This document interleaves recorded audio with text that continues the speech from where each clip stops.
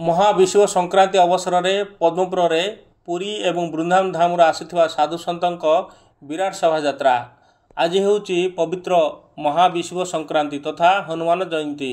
यही अवसर में पद्मपुर ठारे साधु सतों एक विराट शोभा यात्रा अनुष्ठित हो जाइए।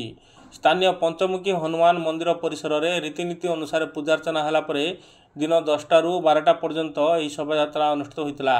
एथिरे स्थानीय बासिंदा एवं कीर्तन प्रेमी उपस्थित रही हनुमान का फोटो चित्र रखी एक विराट रथरे साई परिक्रमा करने सह श्रीराम मंदिर परिसर में 108 हनुमान चालीसा एवं पणा बंटन कार्यक्रम अनुष्ठित होता। एथिरे समस्त महिला पुरुष मान जोग देते। राम मंदिर में प्रबल भिड़ देखा मिलता। तेबे 108 हनुमान चालीसा पठन करने सह मंदिर परिसर में पणा बंटन कार्यक्रम होता। आज पुण्यतिथि रे समस्त मंदिर मठ गुड़िकर होमयज्ञ सांग को विभिन्न स्थान में पणा बंटन कार्यक्रम देखा मिलता। एपटे पंचमुखी हनुमान मंदिर परिसर में आज सकाळु एठारे रीतिनीति अनुसार पूजार्चना होता।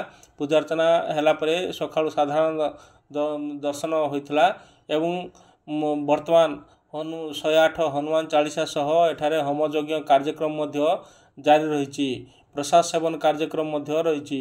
एथिपाई पद्मपुर अंचल में साधु सत पहुँचु एक प्रकार भक्तिमय परिवेश देखा मिली। श्रीराम नवमी अवसर एठारे श्रीरामचरित मानस कार्यक्रम जारी रही। आज संध्या 6टा ରୁ 9टारे श्रीरामचरित मानस प्रवचन अनुष्ठित होब। यह होची सही दृश्य एठारे 108 हनुमान चालीसा पठन कर देखा मिली।